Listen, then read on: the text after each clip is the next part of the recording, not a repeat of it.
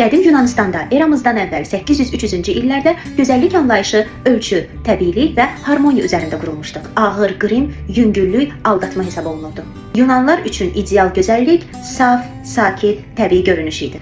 Yüngül qrimi əsasən hetayeralar istifadə edirdi, yəni fahişələr, zadəganlar və səhnə adamları. Ağ, solğun dəri gün altında işləmədiyimizi göstərdiyi üçün bu zadəganlıq hesab olunurdu. Bu görünüşə sahib olmaq üçün onlar təbaşirdən, ağ gildən və qurğuşun tozundan istifadə edirdilər. Ən təhlükəlisi də elə bu idi. Qurğuşunun uzun müddət istifadə olunması dərini zədələyirdi, saç tökülməsinə gətirib çıxarırdı, sonsuzluq yaradırdı. Ən təhlükəlisi isə erkən ölümə səbəb olurdu.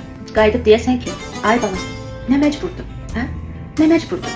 Zadəgan görünmək. Yunanlar gözlərini çox vurğulamazdı, amma göz ətrafından kül, yandırılmış badam, antimon istifadə edərdilər.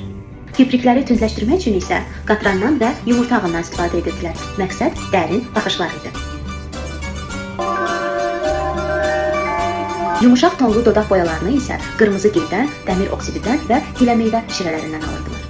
Parlaq dodaqlar əxlaqsızlıqla əlaqələndirilirdi. İdeal qaş qalın və birləşik hesab olunurdu, yəni monobrow. Bu, zəka və ehtiras simvoluydu. Əgər qaşlar birləşik deyildisə, bu zaman heyvan tükünü bitki qatranı ilə yapışdırırdılar.